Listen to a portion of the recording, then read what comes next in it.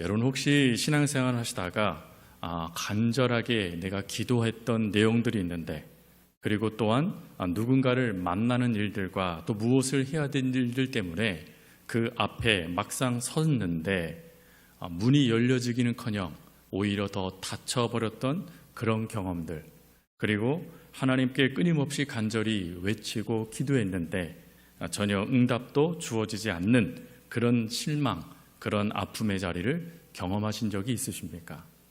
아마 한두 번 정도, 또 어떤 분들은 또 매일의 삶 속에 그런 아픔을 만나는 이들이 있을 것입니다. 오늘 본문에도 바로 그러한 아픔을 당하고 있는 한 사람이 등장하죠. 바로 에티오피아의 여왕 간닥의 모든 국고를 맡은 내시가 나타납니다. 여기서 이 내시는 일반 내시가 얘기하는 내시를 말하는 것이 아니라 사실은 이 에티오피아 전체를 실제적으로 다스리는 자라는 의미를 담고 있는 게 바로 이 내용입니다. 즉 여왕보다도 더 큰 힘을 가진 자, 그가 바로 오늘 이 내시였다라는 것이죠. 그런데 이 내시가 에티오피아에서 떠나서 예루살렘까지 오게 됩니다. 근데 그 목적은 하나님께 예배드리고 그리고 하나님의 자녀가 되고 싶은 갈망 때문이었습니다.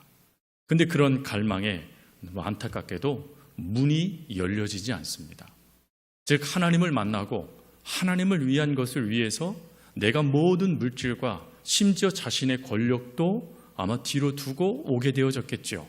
근데 그러면 하나님께서 참 네 믿음 귀하다 여기셔서 문을 활짝 열어주시고, 그것도 아니면 예루살렘에 있는 이들을 통하여 칭찬을 받게 하신다던가 아니면 환대를 받게 해주셔서 내가 참 잘했구나 라는 그런 은혜를 주시면 감사할 것 같은데, 안타깝게도 이 내시는 철저하게 배격당했다라는 것입니다. 그리고 그 배격당하는 그 슬픔 가운데 그가 돌아가는데, 오늘 성경은 그러한 현실과 전혀 다르게 하나님의 다른 결말, 다른 결론을 이야기하시죠. 즉 분명히 문이 막혀져 있고 그리고 하나님께 거절당하는 듯한 아픔을 겪었던 내시가 오히려 기뻐하면서 자신의 그 나라로 돌아가게 되었다라는 것이 오늘 본문의 내용이기도 하죠. 그러면 어떻게 이러한 일들이 일어날 수 있었을까요? 분명히 절망이었고 그리고 어찌 보면 희망이 없는 모습이었는데, 어떻게 하나님은 이와 모든 상황을 완전히 뒤집으셔서 기쁨 가운데 그의 고향으로 돌아가도록 하나님은 역사하셨던 것일까요? 우리 그 의미를, 그 답을 두 사람, 바로 이 에티오피아의 내시와 빌립이라는 전도자를 우리가 함께 생각하면서 세 가지의 답을 함께 하나님의 은혜의 말씀으로 나누도록 하겠습니다. 먼저 에티오피아의 내시를 중심으로 둬서 우리가 놓치지 말아야 될 것은 질문, 즉 내가 의문을 품은 그것을 질문하는 것에 두려움을 품지 말아라 라는 것입니다.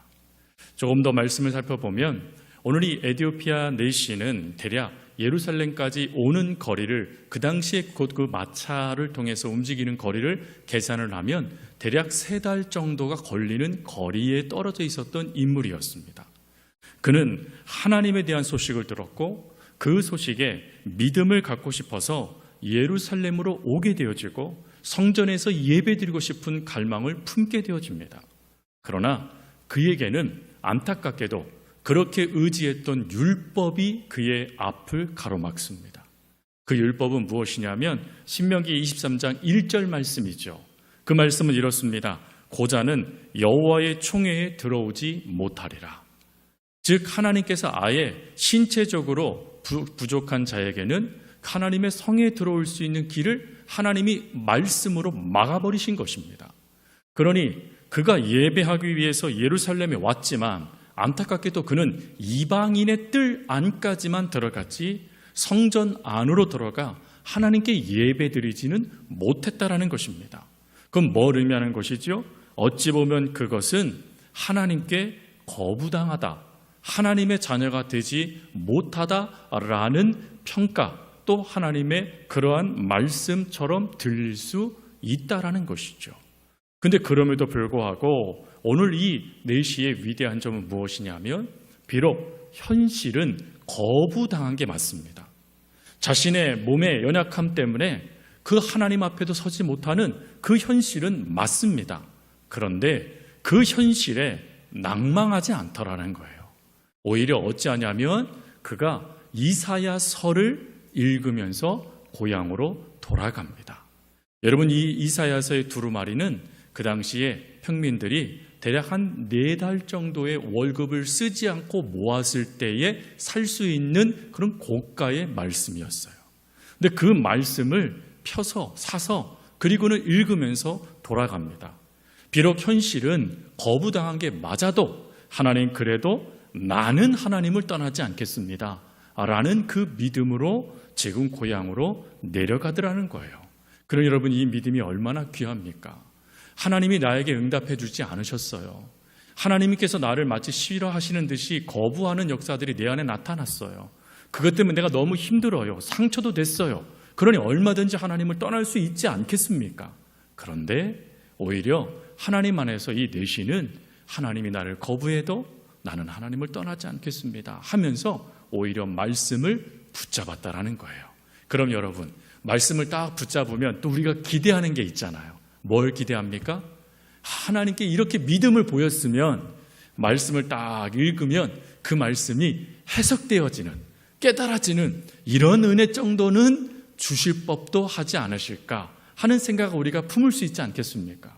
하나님, 내가 이 정도까지 했는데 그럼 하나님 이것은 해주셔야 되지 않겠습니까? 라는 그러한 기대 말입니다. 근데 안타깝게도 오늘 말씀해 보니까 내시는 이사야서 53장 고난의 종에 대한 말씀을 읽음에도 불구하고 이 말씀의 의미가 무엇인지 전혀 몰랐다라는 것입니다. 전혀 모르다 보니까 어찌 되어지면 내가 원하는 해석을 할 수 있습니다. 우리가 그것을 알 수 있는 게 후에 내시가 빌립에게 뭐라고 말합니까? 이것이 자기에게 해당되는 말이냐 아니면 타인에게 해당되는 말이냐라고 이야기를 합니다. 여기서 이 자기에게라는 이 의미가 예수 그리스도라는 메시아의 관점에서 우리가 해석을 하지만 원어적으로는 에디오피아 내시를 가리키다라는 뜻으로 표현되어져 있습니다. 즉 이 고난의 종이 나를 향하는 말씀이냐, 나를 빗대한 말이냐, 아니면 다른 사람이 있느냐라고 말할 정도로 지금 이 말씀이 어떤 의미인지에 대하여 전혀 몰랐다라는 거예요. 그러니 여러분, 말씀을 읽어도 하나님의 뜻도 깨닫지 못하고 또 그 말씀이 이 말씀인지 아니면 그 말씀 때문에 보니까 내가 너무 처량해 보여요. 그 고난받는 종의 말씀이 내 삶과 오버랩이 되어져서 내 인생이 이것밖에 되지 않는구나 하면서 절망할 수 있지 않겠습니까? 근데 그때 하나님은 어찌하시냐면 빌립을 보내세요. 그리고 빌립을 통해서 이렇게 말합니다. 네가 읽는 것을 깨닫느냐. 놀랍지 않습니까? 지금 내시는 하나님의 말씀을 읽지만 그 말씀의 진정한 의미를 전혀 모르고 있었어요. 즉 말씀을 읽지만 그 말씀을 통해서 하나님이 무엇을 원하시는지에 대해서 전혀 모르고 있는 그때에 빌립이 정확하게 그 문제를 지적을 합니다. 네가 지금 읽는 것을 깨닫느냐. 다른 표현으로 당신 그거 이해하고 있습니까?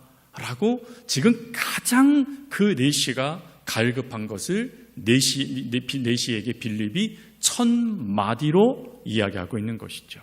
그러자 내시가 뭐라 말합니까? 지도해 주는 이가 없는데 어찌 깨달을 수 있겠습니까? 라고 이야기하며 자신의 마차에 수레에 올라타라라고 이야기합니다. 여러분, 지금 이것은 대단한 것입니다. 뭘 그러냐면 지금 이 내시는 여왕보다 더 큰 자입니다. 즉 실제적인 에티오피아의 대통령인 거예요. 실제적인 권력자. 근데 그 권력자 옆에 누군지도 모르는 사람을 앉힌다? 이건 있을 수 없는 모습을 보이고 있는 것입니다. 그럼 왜 그랬을까? 바로 하나님의 말씀에 대한 갈급함이 그 상대방에게 나를 낮추는 모습으로 나타났다라는 것입니다.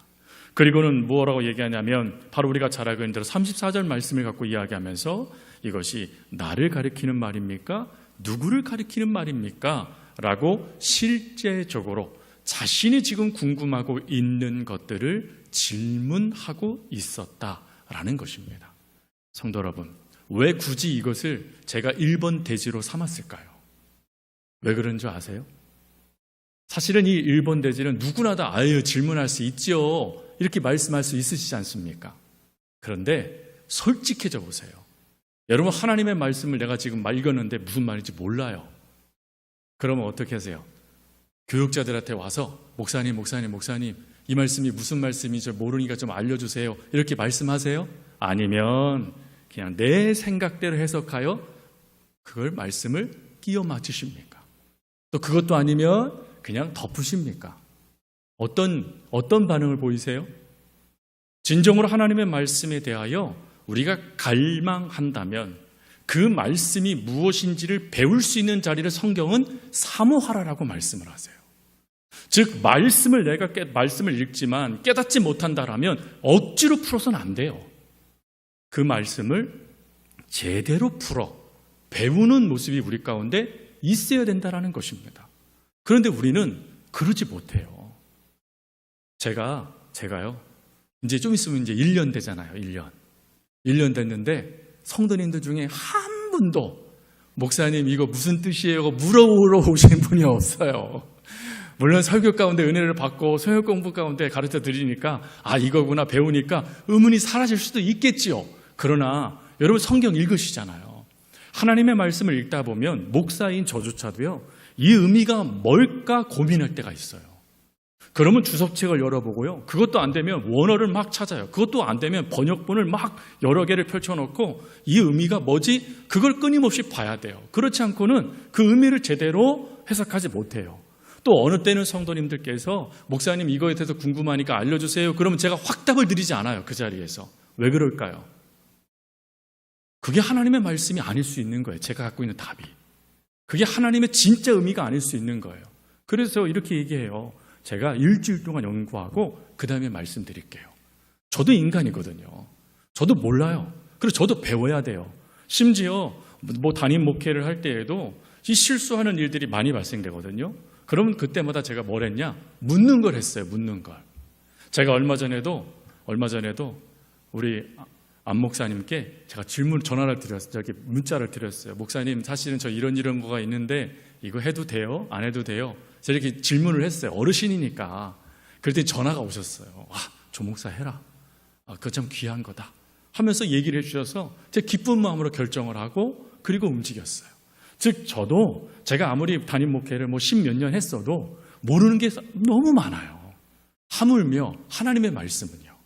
우리가 하나님 말씀은 너무나 모르는 게 많죠. 그래서 오늘 이 4시가 보였던 이 모습을 우리도 보일 수 있어야 돼요. 말씀을 묵상하시잖아요. 묵상을 하신다는 건 너무 귀한 거예요. 그런데 문제는 뭐예요? 그걸 자꾸 내 임의대로 풀어버려요. 임의대로 풀어버리니까 어떤 일이 발생돼요? 처량한 내 모습만 보는 거예요. 하나님의 말씀은 그런 게 아니거든요. 그러니 여러분 앞으로 저를 많이 괴롭히시기 바랍니다. 아멘 안 하시니까 전 편안하게 살랍니다. 하나님의 말씀을 모르시면 얼마든지 질문하시고 또 신앙적으로 고민되시는 것 있으면 얼마든지 이야기하세요. 그러면 제가 그걸 가지고 또 설교문으로 풀어낼 때도 있습니다. 아니면 성경 공부로 풀어낼 때도 있고요. 그러니 말씀을 모르면 솔직해지셔야 돼요. 모르면 모릅니다. 하나님 나 이거 뭔지 모르겠어요. 그래서 제가 이거 오늘 물어야 되는데 제대로 물을 수 있도록 도와주세요. 하나님 억지로 끼워 맞히지 않게 해주시고 그리고 그 말씀 때문에 내가 그 말씀 안에 무너지지 않게 해주세요. 우리 기도할 수 있어야 된다라는 것입니다. 억지로 끼워 맞히지 않고 그리고 그 말씀에 넘어지지 않기 위해서 질문하니 하나님이 응답을 일으키시지 않습니까? 이것이 내시를 통하여 발견하는 은혜예요. 그 두 번째로는 빌립을 통해서 우리가 깨닫는 두 가지의 은혜가 있습니다. 먼저 첫 번째 은혜는 뭐냐면 하나님의 인도하심을 신뢰해라 라는 것이에요. 여러분 지금 빌립이 어떻게 광야로 나아가게 됐습니까? 그가 선택했나요? 아니죠. 우리가 읽은 말씀, 우리가 26절 말씀해 보니까 주의 사자가 빌립에게 말을 합니다. 너는 예루살렘에서 가사로 내려가는 길까지 가라. 아예 구체적으로 명령을 내리시죠. 그 길은 뭐래요? 광야라. 하나님이 광야로 보내십니다. 근데 여기에는 문제가 있어요. 어떤 문제가 있습니까? 지금 빌립은 골방에서 교회에서 정말 하나님의 일을 하고 있을 때가 아니에요. 우리가 앞절 말씀에 우리가 잘 알고 있는 사마리아 성의 복음의 역사를 빌립이 지금 일으키고 있었지 않습니까? 수많은 이들이 구원을 받았어요. 수많은 이들이 하나님께로 돌아오는 역사가 나타났습니다. 귀신이 축출되었습니다. 병자가 고침받았습니다. 정말 그것 때문에 사마리아 성이 기뻐하였다라고 성경은 기록해 놓고 있어요. 즉 하나님의 말씀을 증거했더니 복음의 놀라운 역사가 사마리아 성을 뒤집어 놓은 거예요, 여러분. 그 놀라운 자리를 누가 떠나고 싶겠습니까? 사실 목회자들도 이런 소망이 있거든요. 설교 한번 딱 하면 성도님들이 아멘 하면서 막 변화되고 이런 걸 원하는 그런, 저도 한때 그랬다는 겁니다. 근데 지금은 안 그래요. 아무리 좋은 말씀을 전해도 성령님이 역사하지 아니하시면 소용없습니다. 그래서 혹시 여러분들이 주일날 저를 위해서 기도해 주실 때는 꼭 이걸 놓고 기도하셔야 돼요. 하나님, 목사님이 준비한 말씀에 성령의 역사를 더하시사 성령님께서 이끄시는 말씀이 선포되게 해주십시오. 우린 그거 꼭 기도하셔야 돼요. 말씀이 아무리 완벽해도 성령이 없으면 그것은요, 단지 그냥 울리는 꽹과리밖에 되지 못해요. 성령의 놀라운 현장이에요.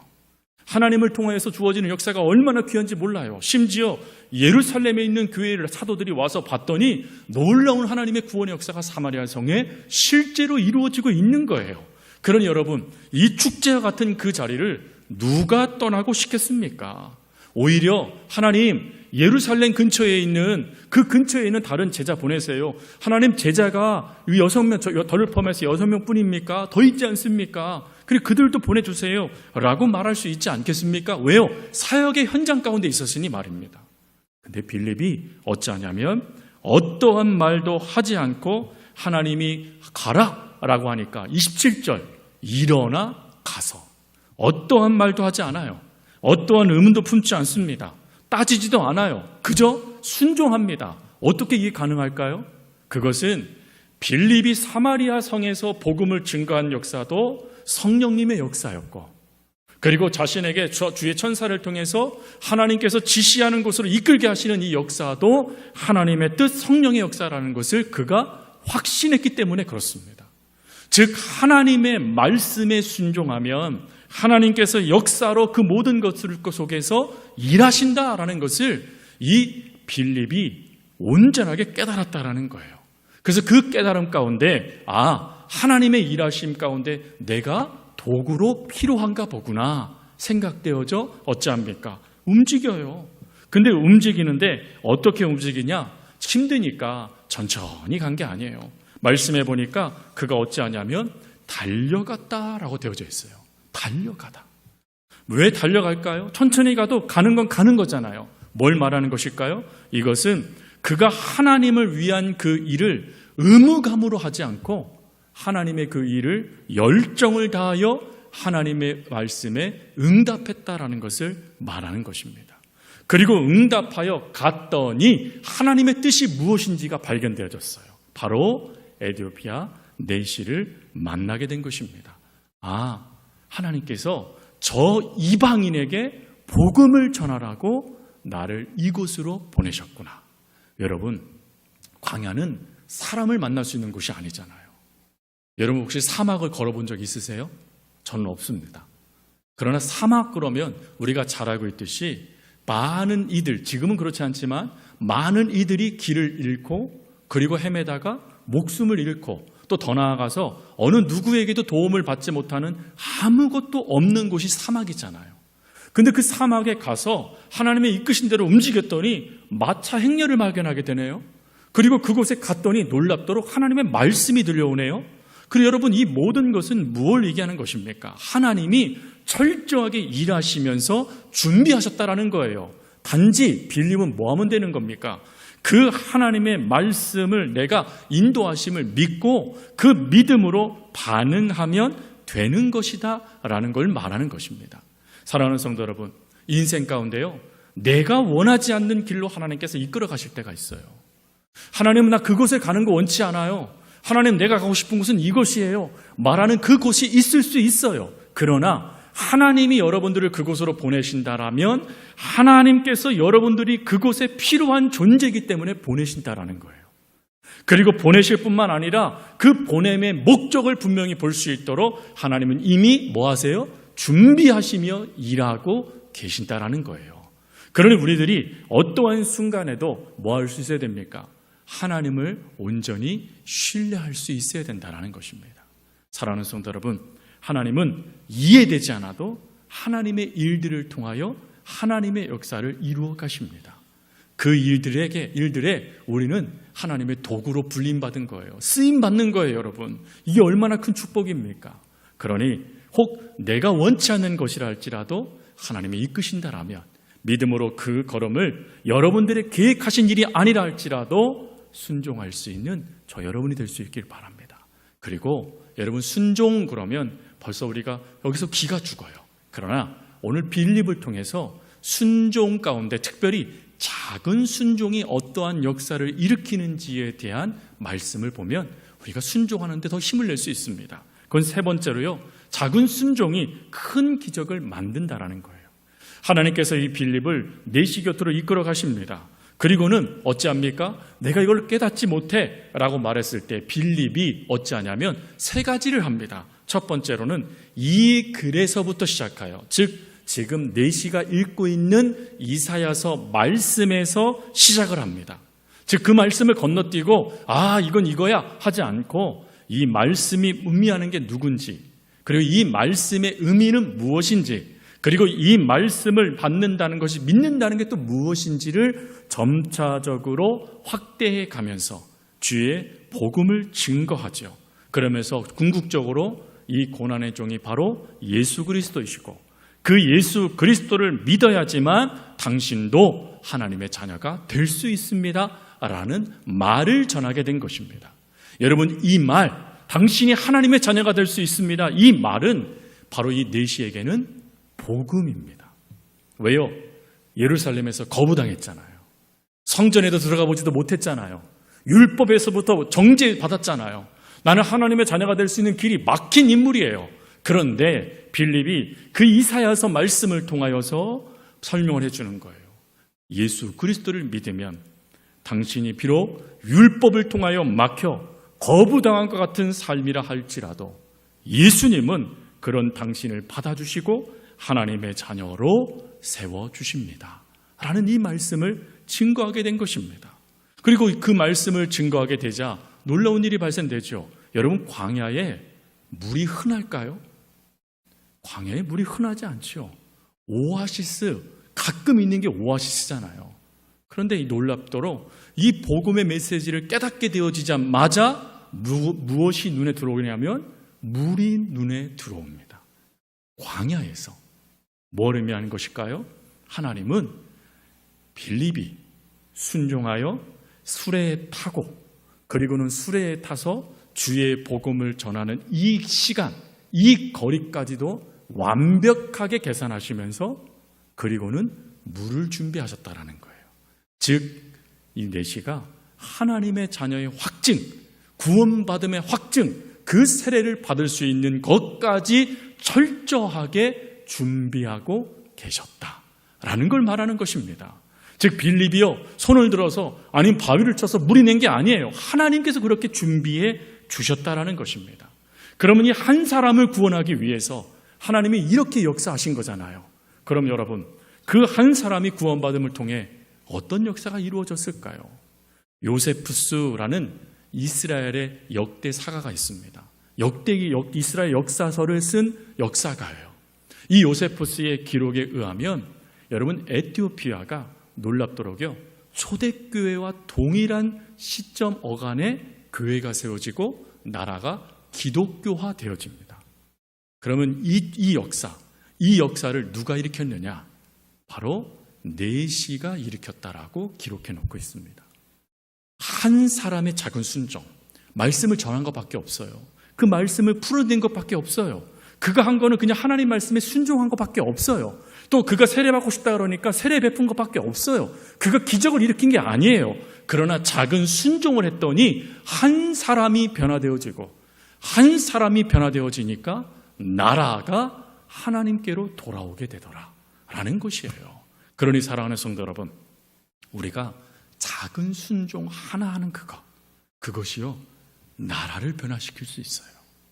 우리가 하는 작은 순종 하나가 한 사람의 영혼 구원으로 끝나는 게 아니라 그가 속해져 있는 공동체를 변화시키는 역사가 될 수 있다는 것입니다. 그러니 여러분, 아무것도 아닌 것 같아도 하나님께서 하라 그러면 하십시오. 하나님께서 가라 그러면 가십시오. 또 하나님께서 전하라 그럼 전하세요. 그러면 그 도구된 여러분들을 통하여 여러분들은 먼저 하나님의 일하심을 보게 될 것이고, 그리고 그 대상은 하나님의 구원을 받아 또 다른 곳에 주의 복음을 증거하는 하나님의 사람이 되어진다라는 것입니다. 말씀을 마칩니다. 사랑하는 성도 여러분, 나의 작은 순종이 누군가의 인생을 달라지게 할 수 있습니다. 저와 여러분들의 작은 순종의 말 한마디, 하나님이 주시는 거룩한 부담에 반응한 그 반응 하나가 그 누군가를 살리는 역사가 되고, 그 살아난 그 사람 때문에 공동체가, 나라가 하나님께로 돌아오는 역사가 이루어질 수 있다는 것입니다. 그러니 여러분, 하나님께서 여러분들 통하여 일하실 거라는 것을 신뢰하십시오. 그리고 하나님은 철저하게 그 일하심을 완벽하게 계획하시고 그 계획하신 가운데 우리를 도구로 사용하셔서 그 은혜를 우리가 먼저 맛보도록 역사하신다는 것을 믿으십시오. 그리고 순종하세요. 작은 것일지라도, 보잘것없는 것일지라도 순종하며 나아가십시오. 그러면 그것이 큰 기적으로 하나님의 역사로 저 여러분의 삶 속에, 그리고 주변을 복되게 만드는 하나님의 은혜, 복음이 될 줄 믿습니다. 함께 기도하겠습니다. 사랑가리가 많으신 아버지 하나님, 오늘 말씀을 통해서 저희들에게 왜 우리가 하나님의 말씀을 묵상하고 읽을 때 또 그것을 더 깨닫기 위해 질문해야 되는지, 그리고 또 왜 우리가 하나님의 말씀에 순종할 때 하나님의 놀라운 역사를 신뢰하며 순종하며 나아가야 되는지, 오늘 에티오피아 내시와 빌립을 통하여 하나님의 말씀을 들었습니다. 하나님, 바라옵기는 저희들이 하나님의 말씀을 가까이 하되 그 말씀을 깊이 깨달을 수 있는 은혜를 주시옵시고, 그리고 또한 우리들 주변에 그 말씀을 또한 잘 풀어내어 주어 하나님의 말씀을 깨달아 그 말씀에 올바로 순종할 수 있는 길을 제시하는 하나님의 사람들이 늘 가득하여질 수 있도록 하나님 도와 주옵소서. 또한 하나님, 하나님의 말씀에 늘 순종하기 위하여 먼저는 하나님을 철저하게 신뢰할 수 있는 믿음을 저희들에게 주시옵시고, 그리고 그 믿음 가운데 하나님의 말씀에 작은 것부터 순종해 나아갈 때 그것이 하나님의 역사가 되어지고 또 하나님의 완성해 주시는 은혜가 된다는 것을 믿고 끊임없이 순종하며 그 걸음을 걸어갈 수 있는 저희들 하나님 되게 하여 주옵소서. 하나님, 내일은 우리 고3 아이들이 시험을 치르고 또 재수하는 자녀들이 시험을 치릅니다. 바라옵기는 하나님, 우리 수험생들 모두를 하나님 붙잡아 주시고 그들의 그 떨리는 마음 하나님 샬롬으로 함께하여 주시옵시고, 오늘 단잠을 잘 수 있도록 도와주시고, 내일 아침에 하나님 일어나 하나님 그 시험장으로 나아갈 때 불안한 마음 하나님 그 마음 속에 엄습하지 않도록 도와주시고, 하나님께서 그 마음을 단단히 붙잡으시사 아버지 하나님 출발하는 시간부터 돌아오는 그 시간까지 하나님의 은혜가 세밀하게 부어지는 역사들을 경험하는 귀한 자녀들 되게 하여 주옵소서. 감사합니다. 언제나 저희들을 사랑하여 주시는 예수님의 이름으로 기도합니다. 아멘.